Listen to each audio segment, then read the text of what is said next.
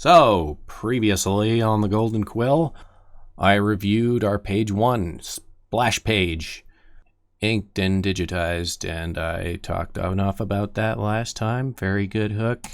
Moving onwards, the other 9 pages get into the meat and potatoes of the story, and that's what I'm here to talk about, story. So we get this wonderful fisheye perspective, one of my favorite things. It's a nifty trick to turn even the most mundane scenery into something interesting, and not a lot of artists can pull off a good fisheye.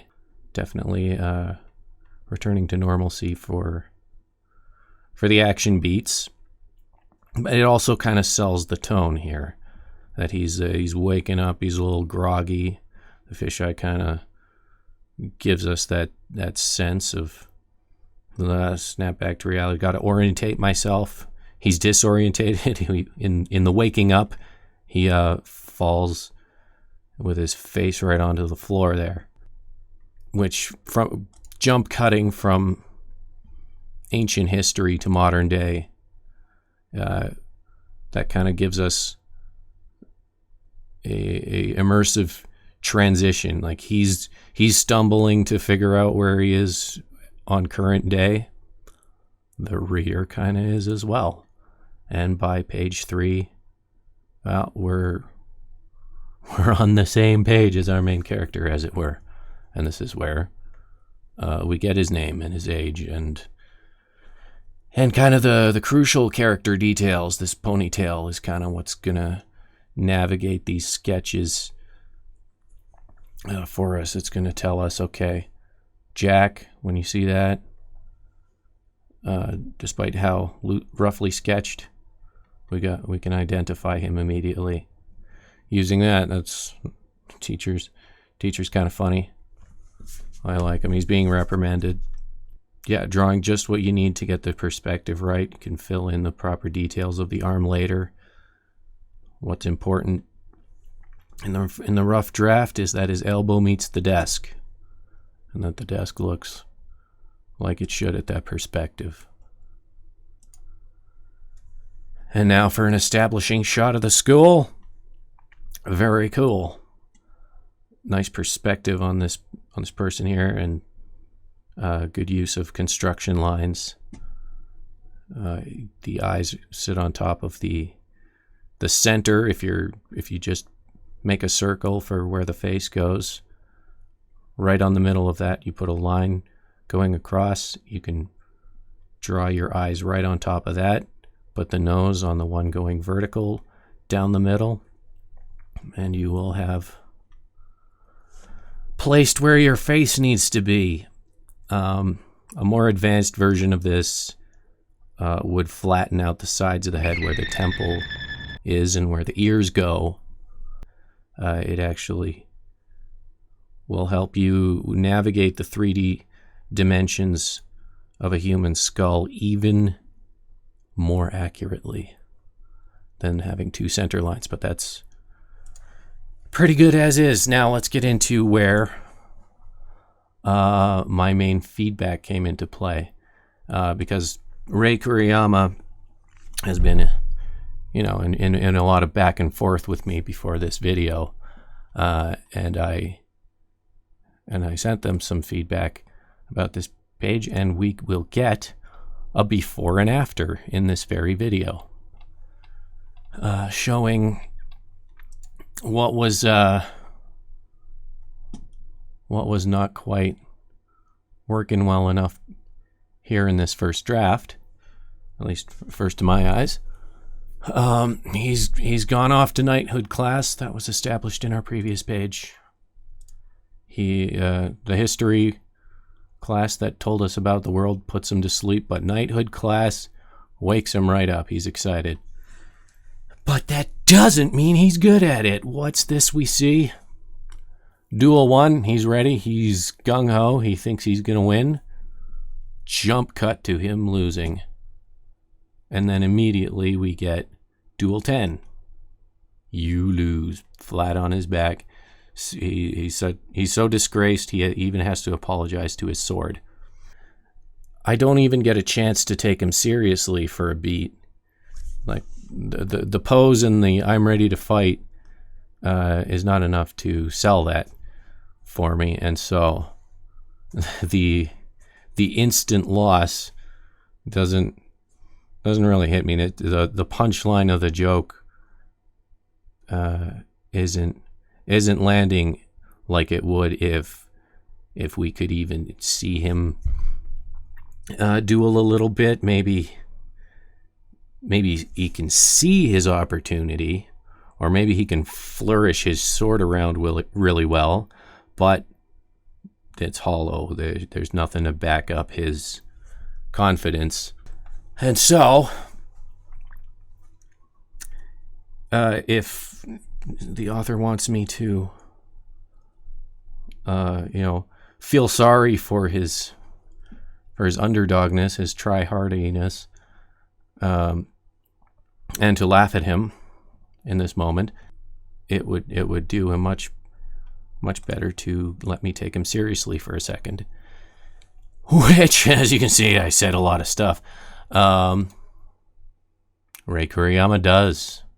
We get 2 new panels on the second draft of this page, and so we get the same setup. They're posed.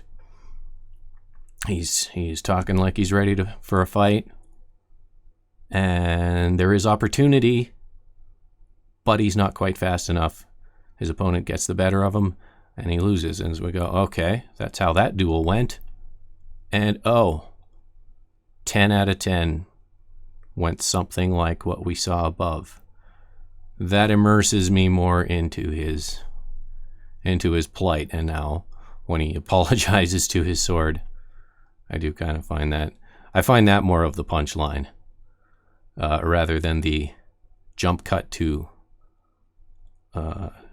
lying flat on the floor after getting slapped. It's the I'm so bad at this, I'm sorry sword.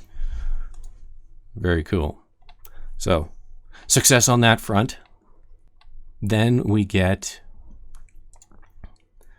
a new character here, Blitz, and he kind of introduces magic for us by challenging Jack to a magic duel.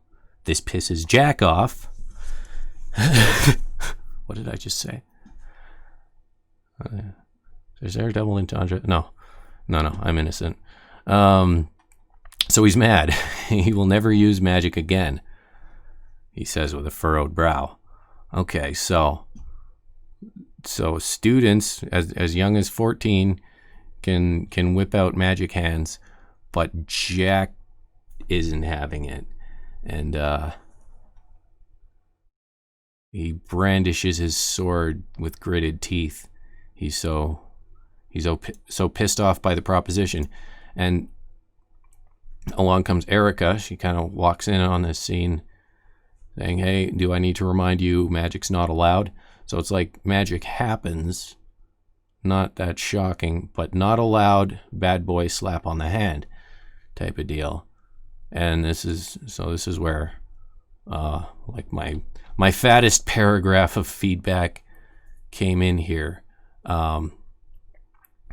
She has some air of badassness, but she doesn't get respect from Blitz because he immediately challenges her magic versus sword. Now, I kind of don't get the stakes here. Is Blitz like some kind of idiot? Is there no way he could defeat her? Does she have that kind of clout? Is he like insanely reckless for brandishing magic in this world? Is it like a loaded gun? Or is it just Jack who is making a big deal out of magic because he's so disturbed by it? I'm content with learning his backstory about his deal about magic later, but for now, I don't feel any weight to this scene. He stops this duel by asking her to train him, and I'm not sure if he's just still pissed off about magic, or this is his chance with her. Is he afraid of seeing magic get used? I mean, something to tell me that there's some urgency needs to happen. The next page sets up just fine that she's gracious, willing to listen to him, and that we'll get some backstory. There's this whole exchange. From what I hear, you're a magic prodigy, so she does know that he's very strong in magic and stuff, but it's sword. It's sword he wants, and why? So,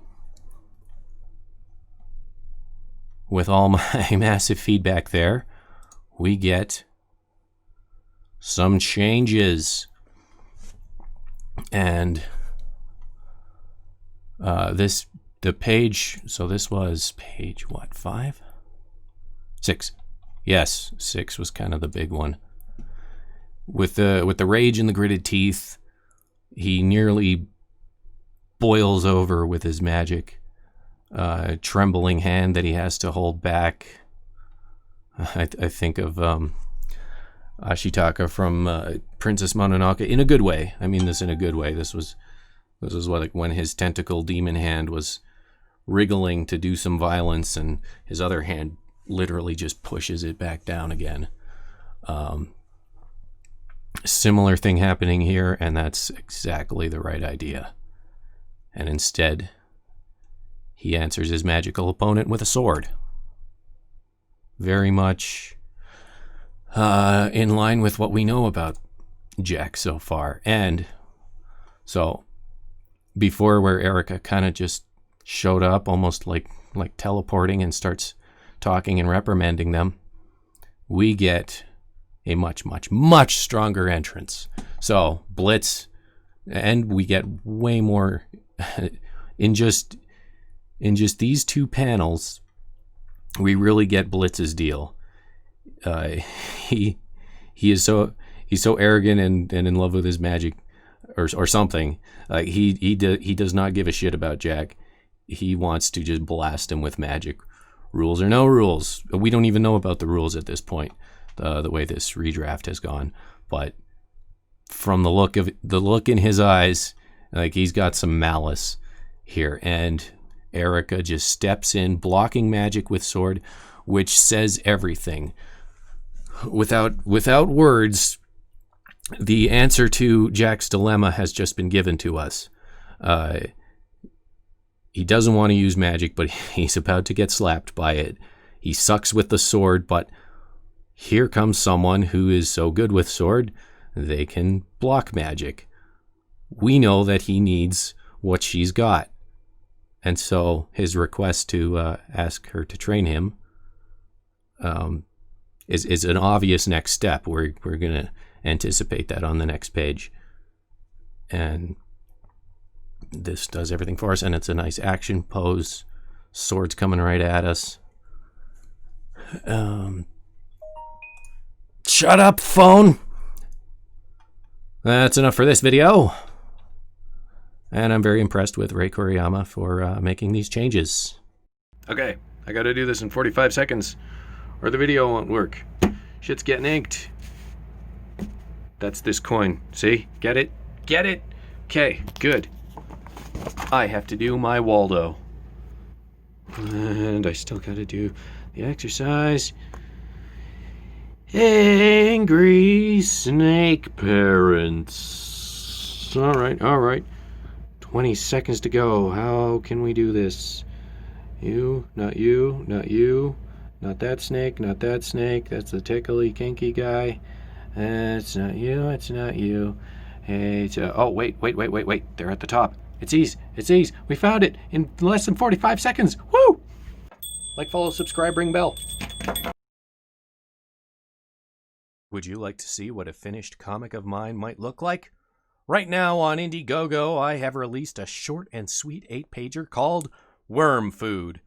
A zombie comic where the worms who eat us in the end must fight for their lives against their own food. Get one and give one in a campaign designed for sharing. Link in description. Thank you kindly.